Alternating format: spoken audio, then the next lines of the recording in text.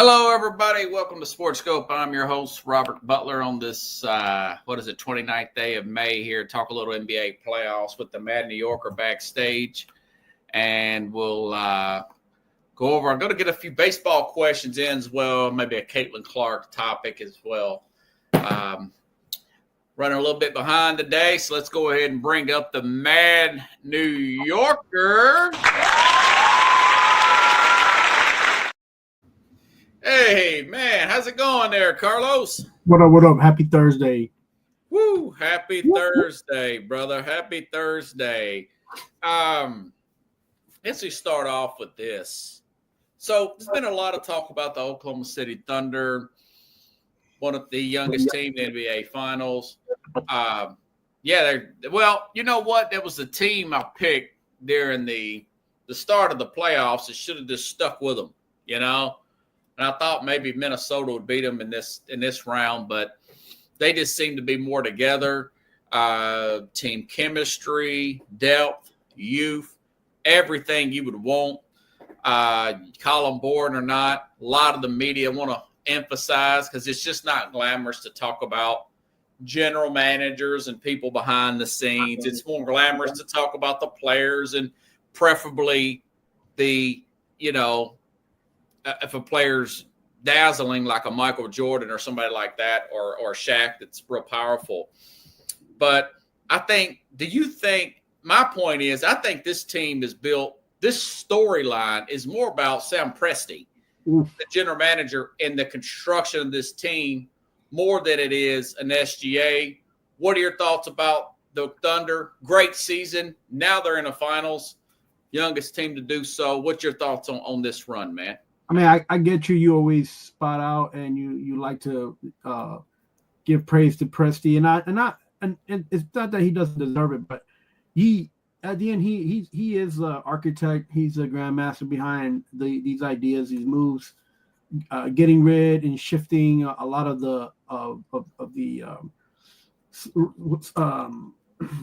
so-called contracts from one player to another, and moving on from players that he thought would be good on this team, and moving and then getting somebody younger. So yeah, he does and should get praise. But at the end of the day, these players got to play, man. These players on the court, they got to perform. And look, not for nothing, but this young team, and I mentioned this before, like this is a team that that has a lot of young guys, average age, it was like 27, maybe less. No, like 25. 5. One stat said 23.4. Now SGA's close to 26, 27. Right. So let's go plus a negative 25, right? Let's just put that number out there. It's not just their age, it's the basketball IQ they has out there, the resilient players that he's been able to have on build from a foundation. So all these little things are starting to add up. Even the coaches allowing these guys to play a little bit more than I think they should. They got a lot of extra minutes on some of these legs, but they're holding up and they're doing all right because of their age. Do you think it's a story about SGA, or you think it's more about the general manager? So I was going out. That was my next. Oh, okay. That's my next comment. Sometimes you go off you're like Bill Walton. You just go off the reservation, No, I'm staying. I'm Cherokee all the way. Let me tell you, what we're forgetting is that SGA has made his name. It's made a mark on his basketball skills and his play on the court. You're talking about an NBA West division that, of course, is King LeBron. Everybody talks about LeBron James.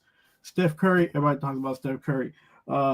Anthony Davis, Kyrie Irving, Kawhi Leonard, Jokic. You just start spouting out all these names, and then all of a sudden, Ant is a rising star. He was on the Olympic team. Yeah. The little SGA and the little Thunder team is the one this year who made all the noise and who's making noise and who's out there proving himself on the court. And he don't talk much, man. He don't need to talk. He's put in everything in the court, and he was given a position, an opportunity by good old Mr. Sam Presti, and he took off with it, right? But there was a lot of guys before him that was given that opportunity that didn't do much with it, right?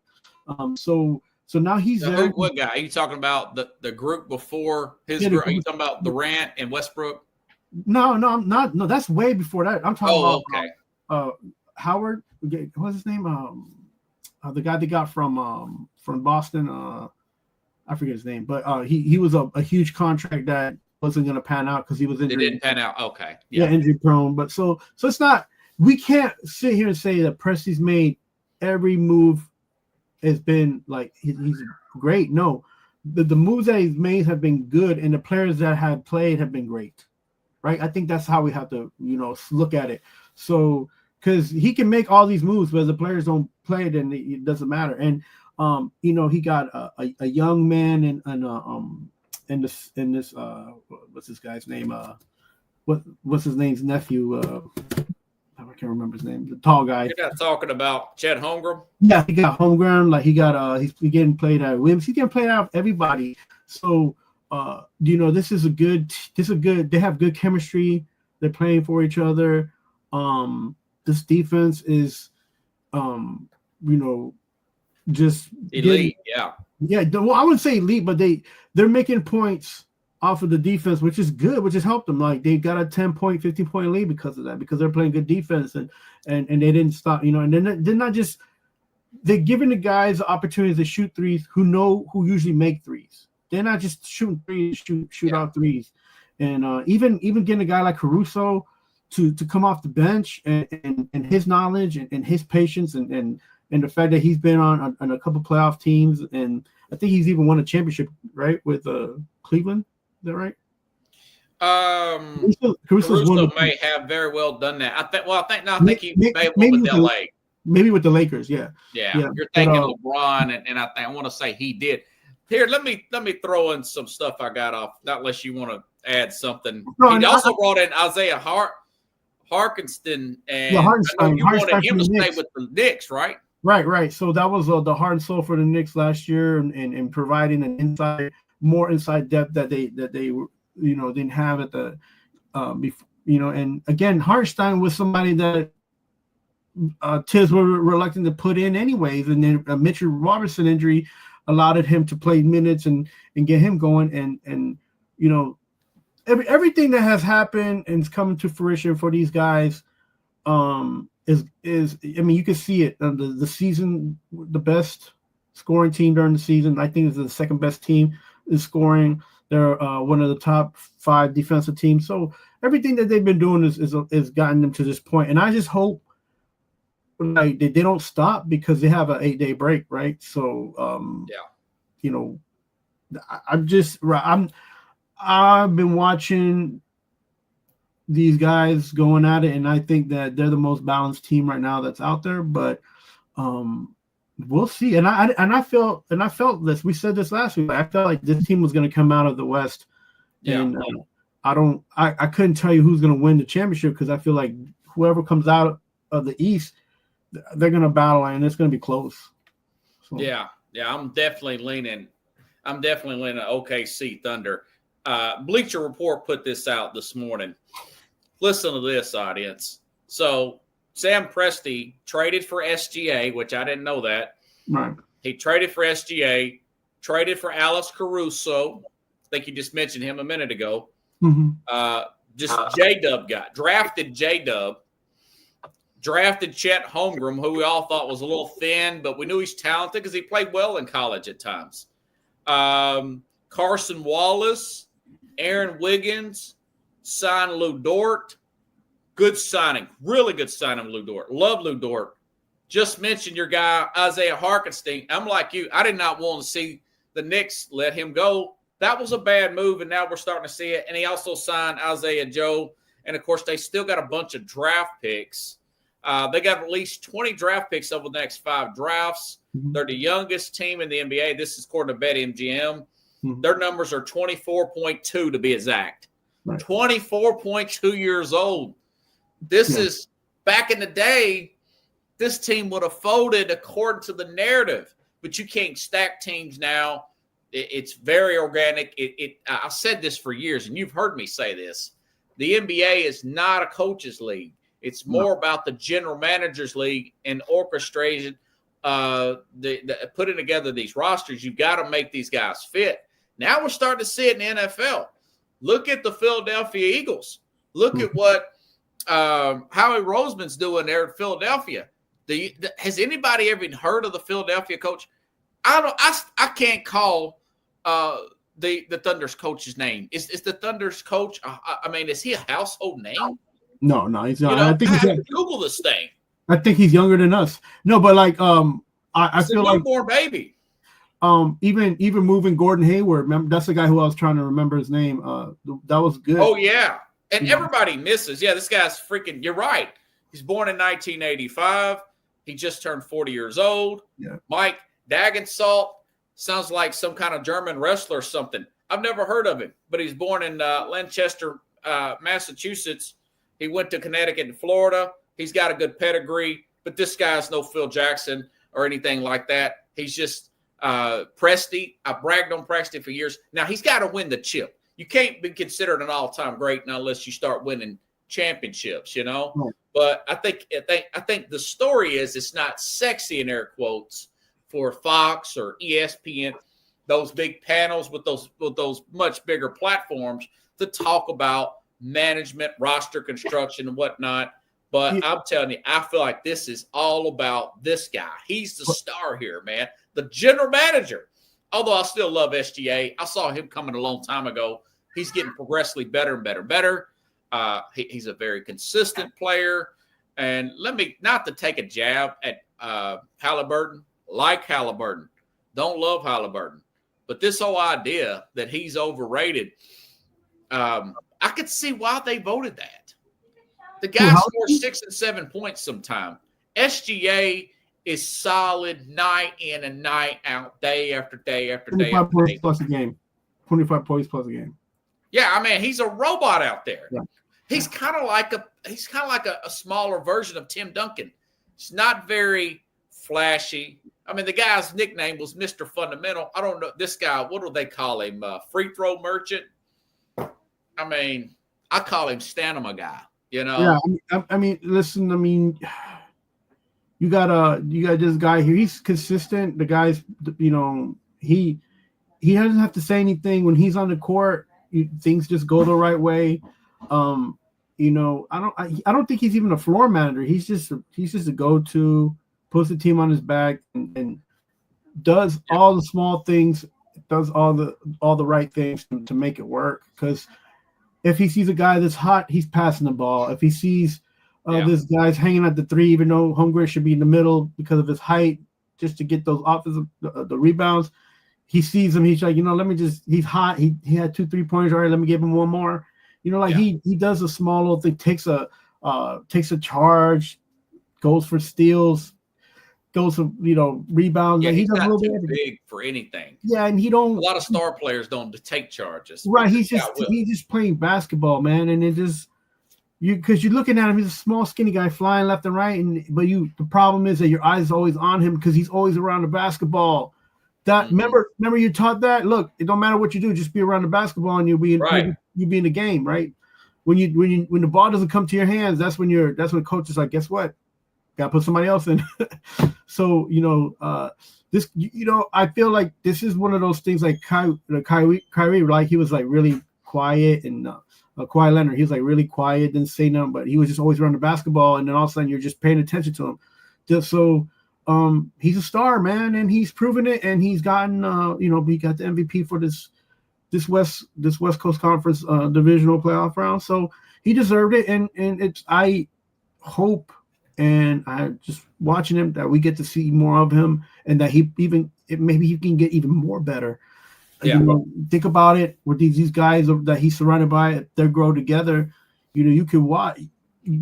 Could we be seeing a little bit of a dynasty? We don't know yet. Well, it's, you know, I know it's hard because I say that every year. I thought Denver would you know, Boston. Right. So look, even think about it. Like we have same division as Durant, Booker. Like I mentioned, all these guys in the division, and at the end of the day, none of those guys came out.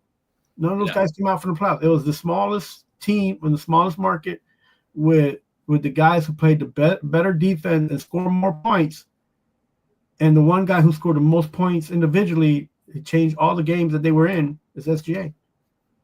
Yeah. He's definitely the MVP of this team, Right. but it's well put together. Not a lot of ego on this team. You got the guys that are young, hungry. They're at the right age. They're not too young, and they're winning, and they should be favored to win the whole thing. They've got 4 more wins to do. I kind of like to see them do it.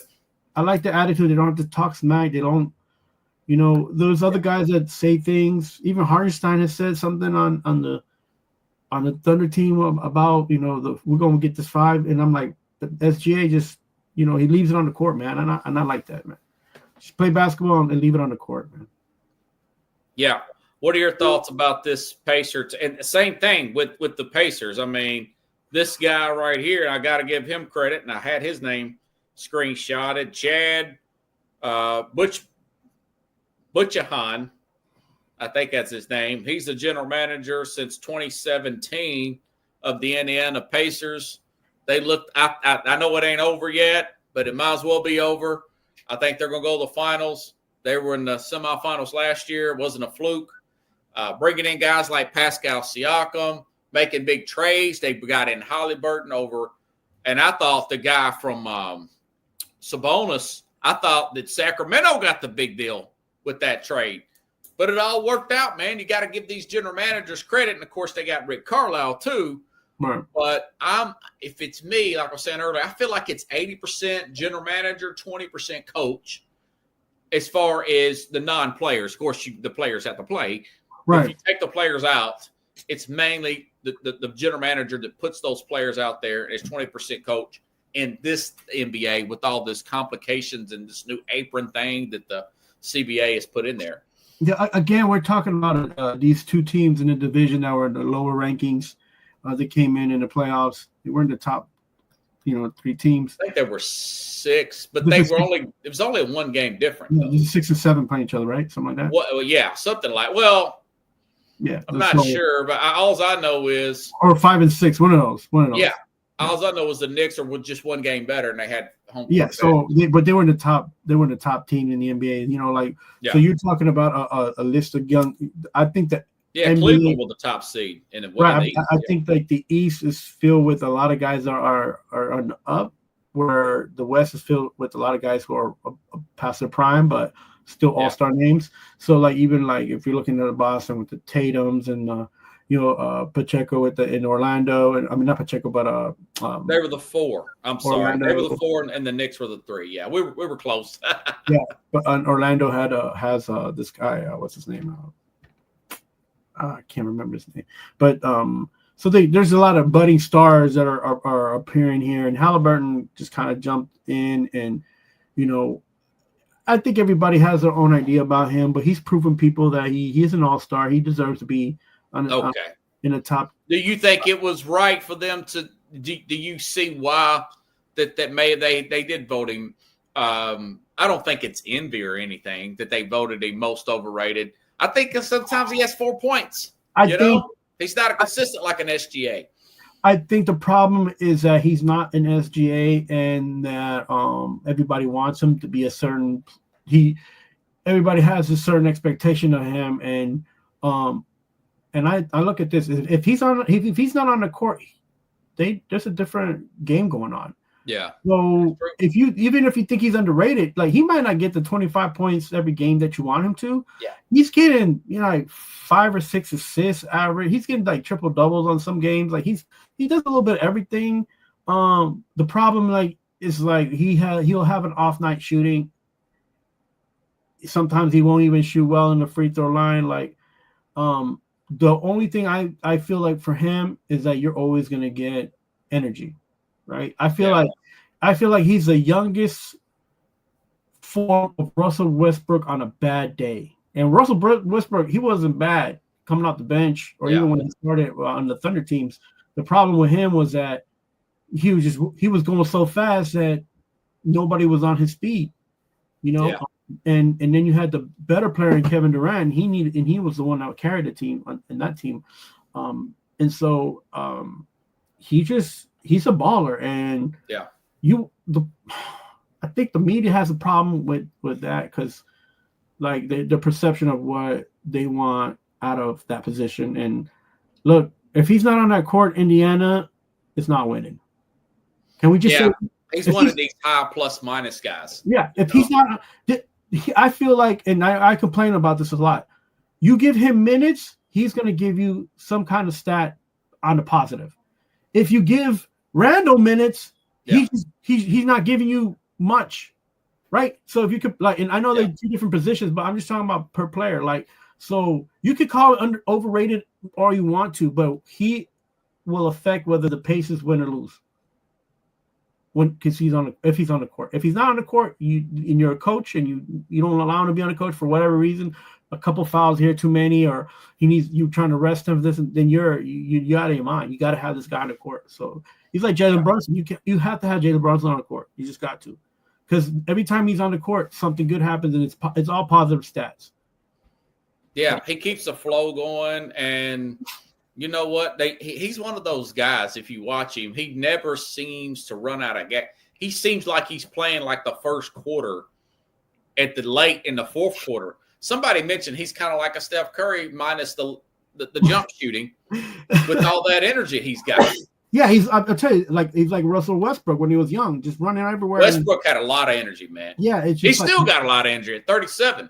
And I'm 24, he was like crazy energy. He's so quick. He fixes himself out sometimes. It's like, but again, and they had the Knicks standing around a lot. He was if anything, this thing that he's most consistent of is energy, like pure energy. Yeah. I still give this general manager a slight edge over Carlisle, although Carlisle is the right coach. The coach is the last piece. You got to put it together like the Bulls did. And then you went through a few coaches, then you finally get a Phil Jackson, and then it all comes together. But I think with Carlisle is like he knows who his players are, but he doesn't, because they're so young, he knows it's inconsistent, that he's hoping that they could just kind of ride the wave. If they're scoring, that they keep scoring and keep the Knicks running around. Or if they're playing defense, that they play enough defense that they don't foul because they don't have enough depth to finish out the game. So it's an up and down battle. I don't think Carlisle is a bad coach, and I don't think it's that he doesn't make the right. I like Carlisle. Yeah, he doesn't make the right adjustments. It's just he's dealing with a team that's very inconsistent, and young and quick. So the quick fouls and the small turnovers, they hit harder, they carry more weight.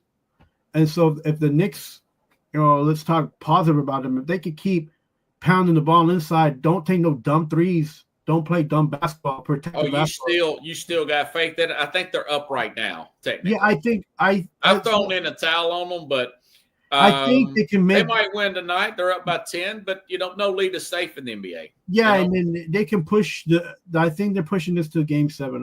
To be honest with you. Wow.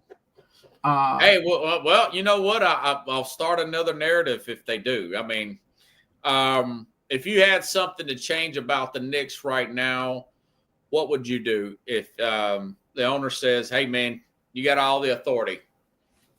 Oh. I'll get rid of Towns. I'll pick up Giannis, and I would maybe even throw in another player in there, and just to make sure you get Giannis on the trade. And if I can't get Giannis, I'd go after this guy that I've been talking about. That's from New York. That's on Golden State, and bring him back home. The guy that's not fitting in Golden State. Yeah. Oh God! Oh, you mentioned him earlier. Yeah. So I want to call him Clint Capella, but it's not. No, it's not. No, it's I can't think of his name right now. But it's been a long week for me. Well, I tell you what, I know who you're talking about because he got benched. Yeah, they benched him, and then they try to play him at the end of the season. Jonathan Kuminga. Yeah, there you go. Yeah. Kuminga, that's my guy. I like him. He's a Long Islander over here, and bring him back home, man. If you can't get Giannis, you bring in the kid. You make the team younger.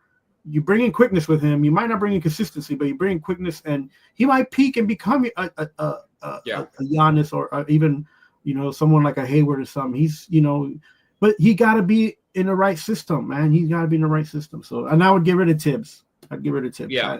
Would you go after? Carlisle got fired from the Mavericks.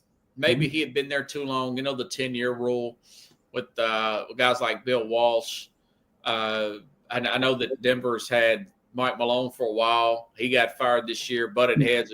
Would you bring in a former Denver Mike Malone there, a championship coach, kind of like the same situation there with Indiana, bringing in a former championship coach where things kind of went south? Yeah, and do something like that. That's interesting that you said that. Yeah, I would look for a coach who has pedigree in championship.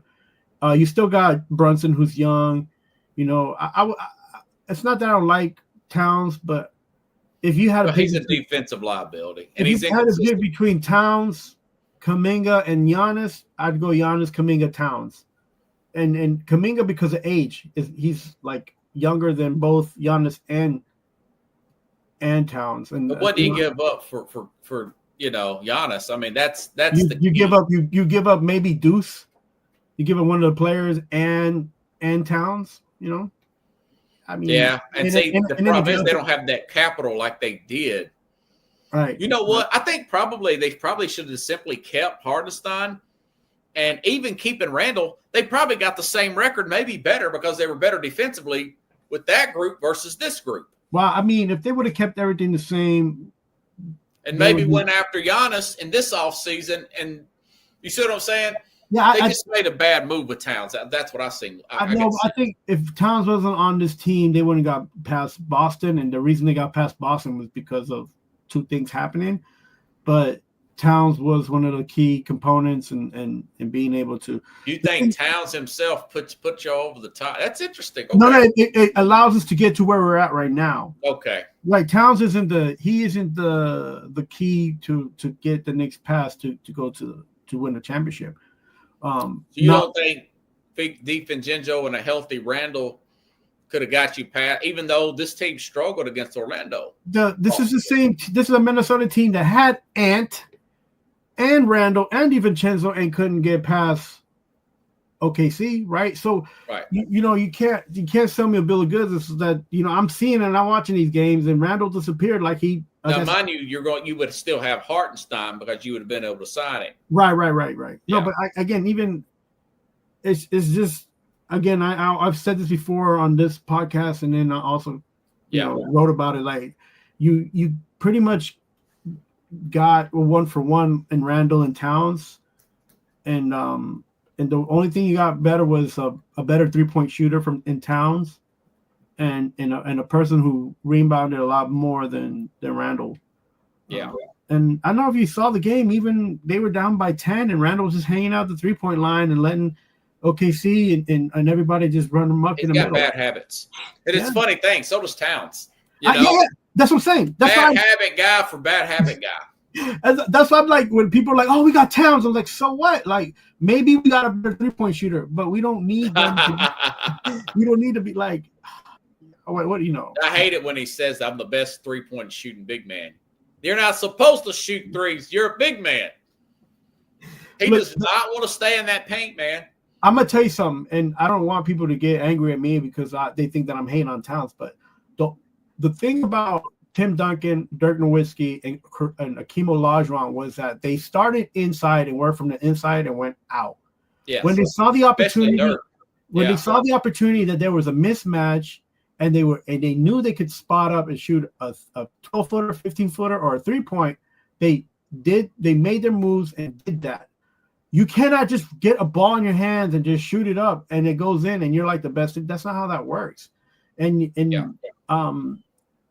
not There's been talk about having Towns and Brunson on the court at the same time. They're defensive liabilities.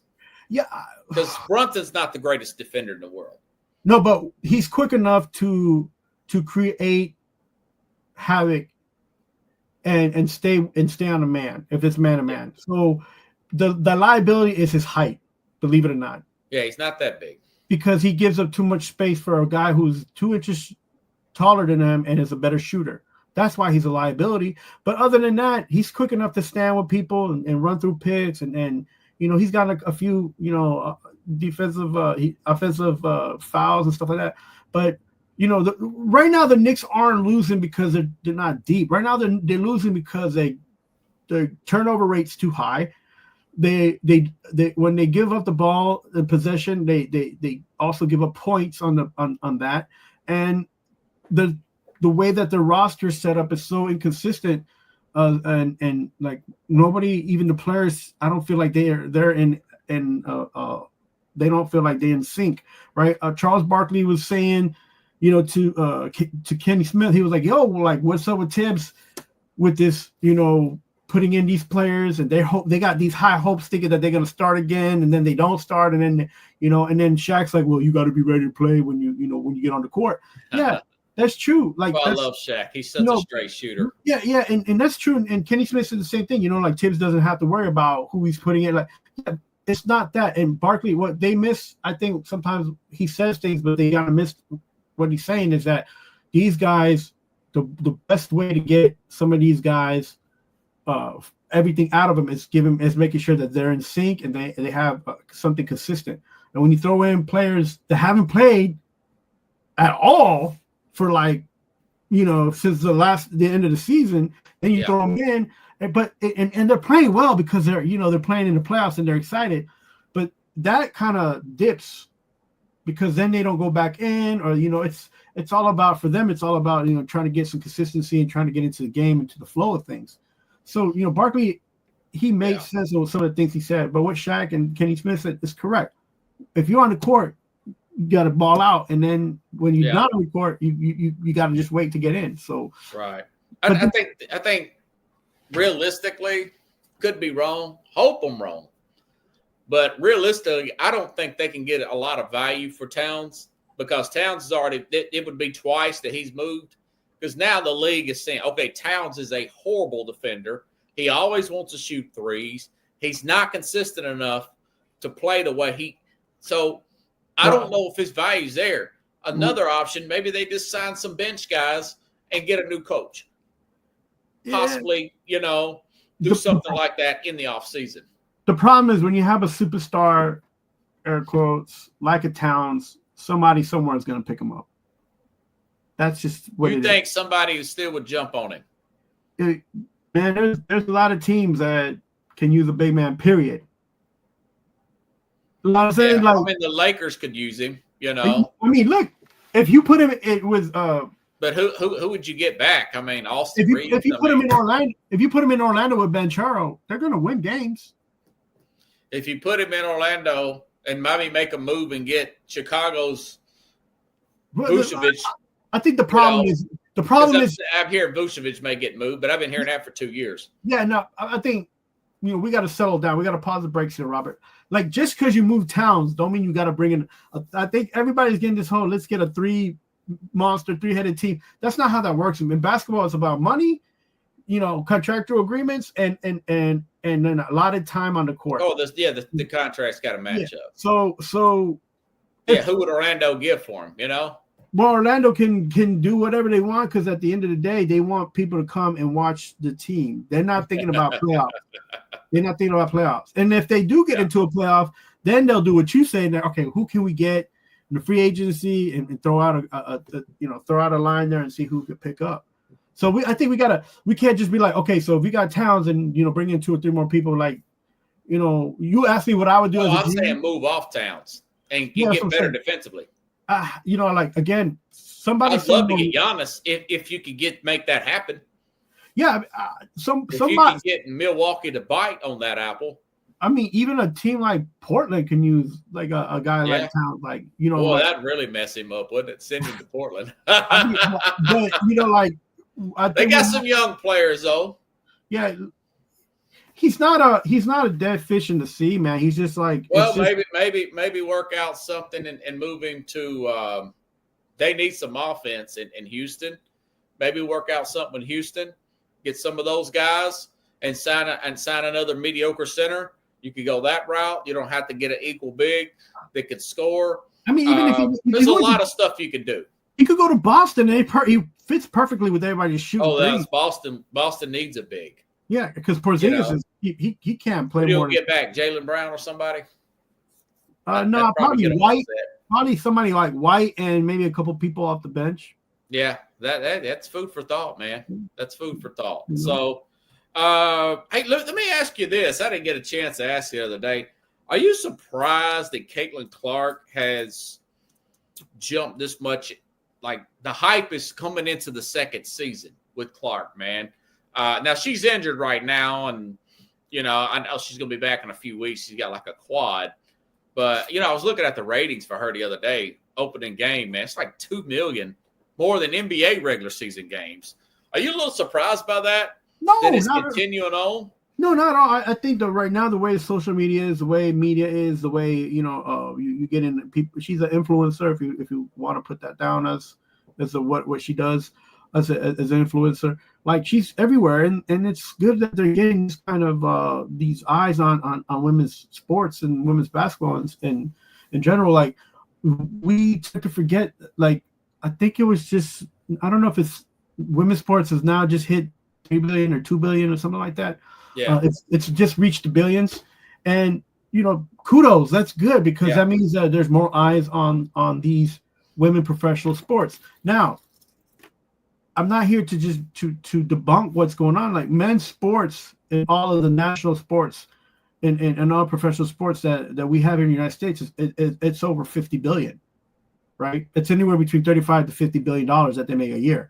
Oh, the money, yeah. Yeah, money wise, yeah. I read some stat that she can bring in like $1 billion or something like that. So I think that's where I'm going. So just her being part of this professional women's league, right now, all women's sports has brought in $1 billion. In the next 3 years, you're going to see that she's going to be riding that wave, and then you're going to also see coming in, Juju and like all these other women coming in that are good basketball players as well. So, do you think this girl? I don't know if you know this or not. If you don't worry about it. This Paige Becker girl, Donna Taurasi saying that she could be better. She could do better player to Clark. Yeah, she keeps. There's a lot of these. Or is that just haterade? No. A lot of people can't stand Clark. They're haters. What it is people throwing out names so that people can watch, so that people can see, and hopefully this woman plays well, and then she can, and actually plays up to ratings, and then just start getting ratings. You gotta say, you as an older professional player, you have to say that the younger people are better or could be better than you, just to get the eyes on the younger players. I think it's. So you're not buying in that Paige Becker hype? It's not that I'm not buying in. I want to see what she's about, because if Taurazi's saying that and she's saying it, and she's a basketball brain, a basketball mind, a basketball like hooper, like legend. Yeah. I'm now I got a little bit of interest. Now I got a little bit. There's a girl I work with, a young lady that's 23. She was telling me about Paige Becker last year, and I thought that's interesting. I'll keep an eye on that. I'll keep an eye on that. I mean, So you that was your dazzling as Caitlin Clark. I mean, Clark jumps off the screen, man. Right. No, so she said you a little nugget. So now you getting the 20-piece because you're gonna find, because Taurasi said, "Yo, check out this lady. Yeah, she's real." Well, they both played for Connecticut, so there you go. There you go. So now you super interested. Now you don't want this Happy Meal. You want this 20-piece nugget. So possibly if it's not cold. I don't know. You want a little taste, man. Yeah, you got to throw these. You got to throw it up and give a. Yeah, I know it. Made me think about food. Hey, Aaron Rodgers, man. If you're Pittsburgh at this point, do you just give up on Rodgers, man? I mean, this dude is so nonchalant at this point. I mean, it's almost June, man. Yeah, I think if you're Pittsburgh, you're in a situation where you want a solid quarterback, and you're always going to have the back door empty, so that if anything happens, you can sneak him in and be like, okay, well, let's do this and let's go for a championship. Because Pittsburgh is maybe the only team in the NFL who's consistently made a playoffs. So I don't think they're worried like other people are worried. Just get him on. Let's make sure they get on the same page. Let's make sure they. Pittsburgh's not about that. They that's why they didn't win playoff games. They downside the quarterback too much. All right, fine, but they downplay it. Yeah, I mean, And at the end of the day, then they're going to do what Pittsburgh does, and that's play defense and be a little bit monotonous and just try to grind out in the division. Because that's just the way it's been done, and that's just the way it's going to be done. They are really hard-headed. I've got to get Ralph Williams back on the program out of the Pittsburgh. Hey, they've got to be getting tired of this. But well, I think the fans more that's than so old and dated. And I had a writer the other day, and he was telling me, he said, "Listen, you're gonna spend all that money on defense. You got to have the number one defense. You can't have a good defense. You got to be better than the defense in your division, which is Baltimore, and it's not. Not consistently." Yeah, he froze up. Yeah, there so a little bit. Oh, there you are. Okay. Well, I think you're talking about these Pittsburgh fans, these newer Pittsburgh fans who are like seeing everybody signing. Younger people under 50. Yeah, they see a lot of movement going on, but Pittsburgh's not making those moves. They just lost their running back and got to get a new running back. So they're like a little hesitant.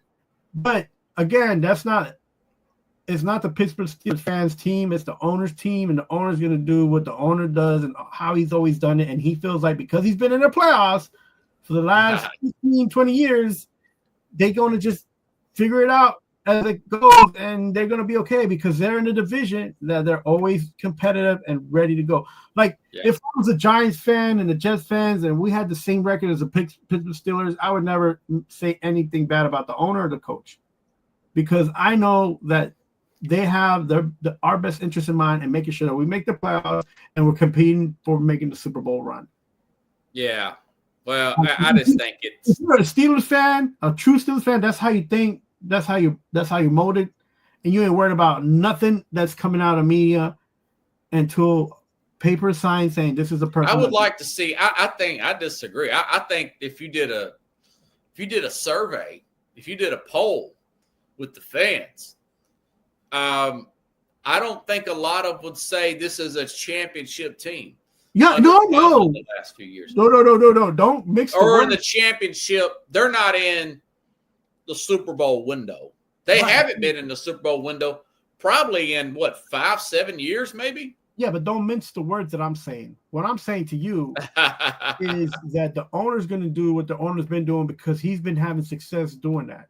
Yeah, the Rooney families, they got a certain way of doing things. Right. So, and the way that they do things isn't that it's also to try to be as smart business-wise than anything else. They don't want to lose money on a player because they signed him on an extension where they didn't think that, before the season start. They're very methodical in how they do things. Now, if you're a Pittsburgh fan and you're under the age of 45, yes, you are rabid. You're nuts. If you survey them, they will tell you they hate that the Steelers are even not making any moves, that they don't have a number one quarter. They'll tell you all that in whatever's under the sun in Heinz Field. I don't care. And it doesn't matter to me because I know as a football fan and somebody who watches football that the Rooney family is going to do what they want to do, how they want to do it, and get it done. And they'll still be in the playoffs. And my teams in New York can't do those things. That's what I'm saying to you. Yeah. So and I'm not saying I should be a Pittsburgh fan, but what I'm saying is that they at least have a structure and a formula that they made that helps them participating in the opportunity of being a playoff team. They're just good enough for people. They're not forced to make a change, And right. Tomlin's good enough just not to get fired. I mean, Ralph told me last year he's going to sign a 3-year deal. He's already got one of those years done. He's got 2 more years of this mediocrity, and he'll retire, and then maybe they'll have a different voice in there, and they'll go eventually go out and get another quarterback. I think this year's probably that year that they probably only win 6 or 7 games. Some are saying maybe they should trade TJ Watt too and get another pick and try to leverage it to come up and get a quarterback next year because they ain't worried about no Mason Rudolph. Even if Rodgers signs with him, he's 40-something years old, and he's got one leg out the door anyway. So one foot out the door in retirement papers that he's ready to resign. He's in a division where he's competitive. they stay in the playoffs, and they're not the Dallas Cowboys, they're not the Giants, they're not even the Minnesota Vikings, man. They're going to do things their way, and it's what it is, man. And this is part of the reason why some things in the NFL don't change, is because the ownership of, like, the way these owners are, because the same thing with the Brown family, the same thing that, like, these family-owned football teams have been there for years. They consistently are making money, and they're okay. And when unless they get Ralph a new says GM, they're cheap. Ralph Williams said they got a unless you nickel get a new raise GM for their vendors. So I said, a nickel? He said, yes, a nickel. They're cheap, Rob. I said, well, I think can see that. They'll pay a defensive player $20 million to Michael Fitzpatrick, but we'll see what happens, man. I'm pretty sure there's some frustrations. You're right. 3 coaches since 1969. They're real set in their ways. They won't fire anybody. Also, they got to ask you a baseball question, man. Aaron Judge hitting 395. I know it's still May. Do you think he really has a shot at 400, or does he always get hot like this? Is he going to fade? What's your thoughts about Aaron Judge, man? I really appreciate what he's doing right now for the Yankees. I think right now we're in the time frame where pitching has actually gotten better around the league in both. Okay. On both sides, AL and NL. Right now, these teams that are struggling hitting have gone through. I feel like they're not poorly hitting. I think they're getting pitched by good pitchers. I think that we're not giving enough credit to these guys going out there and throwing early in the spring. Now, again, it ain't summer yet. These guys, they some of them are going to go back and play the same teams now on the second part of their calendars. So it might be that this number goes down or stays kind of plateaus. And has he went over 400 at any point this year? I think it was 400 in my first 5 games or something. But oh, really? Yeah, but it's again. Look, how about we just see what happens? We start putting this guy and calling this guy out as he gets injured or something happens and then he doesn't so. Yeah. Just appreciate every game that you see, and whether they win or lose, and just, it's baseball, man. It's 100 and some odd games. Like, to try to call him. He's having a great year. I mean, it's only been 30 games, Robert. You think? Yeah. I'll tell you what, though. They don't have this shift change here, and that could really play into a part. He's reminding me of a Frank Thomas, man, where he can hit for power, he can hit for average. They both got that big frame. Yeah, I think he's got a shot at it. And Soto's not even there. Obviously it's about staying healthy, man. Well, when we were coming up, there was 2 guys there that were power hitters that you could probably compare them to, maybe 3, which is Frank Thomas. Both hit for power and average. Yeah, Gonzalez. And Gonzalez for Texas, Gonzalez, and then this guy's father from Toronto, what's his name? Oh, Guerrero? Vladimir Guerrero. So those are the 3 guys, and with those 3 guys, it's always exciting to watch them play, but right towards the middle of the season, going to the end of the season, all of a sudden you saw the strikeout numbers start jumping month by month. All those guys had similar type of play. They had power. They could hit either side of the field. But when the pitching got, as it started warming up, and the pitching got, some of the pitchers started going longer in the game, you saw the strikeouts kind of start jumping up. So I'm not saying that the Judge is going to happen exactly this way for Judge, but it's something that could happen because this is baseball, and he actually might get better as the pitchers get worse as it heats up, or it could go the other way around. He could start winding down. Maybe he peaks at game 50 and then starts winding down, but plateaus. So we don't know. I would have never signed. I guess my question: do you think could he pass Ted Williams? Not at this moment. Even though the numbers and the statistics say that he will. That's a possibility. Yeah. Yeah, it's a possibility. I don't think he can. I feel like, and this is me, and I've always said this, I like Aaron Judge, but I don't think I would have signed him for what he's gotten, because I don't know if he can not stay from being injured and playing a whole year.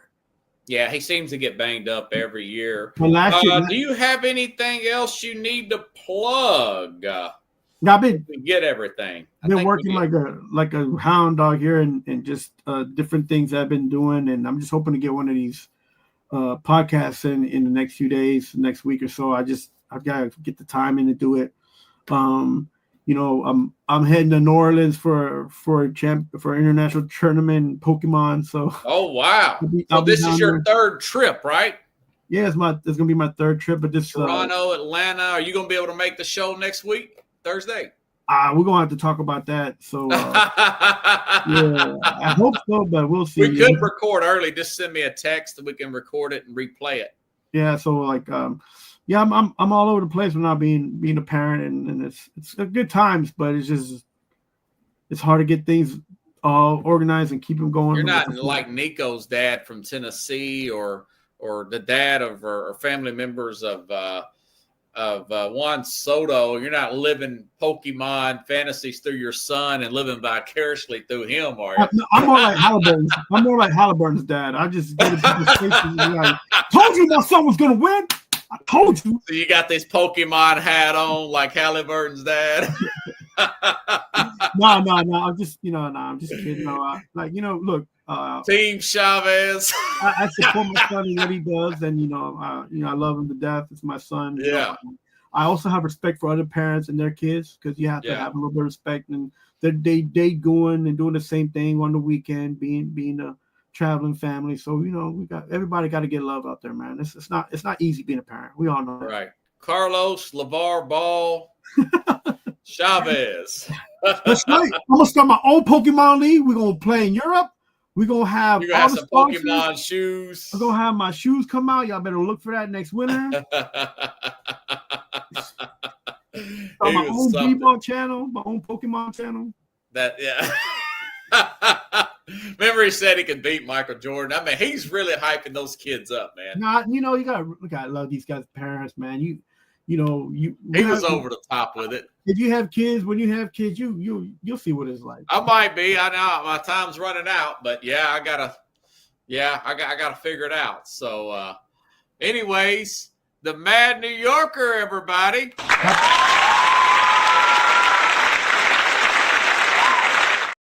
Appreciate you, buddy. All righty, everybody, and we'll be back sometime next week here on the Real Sports Scope. Enjoy the games. We'll see you then.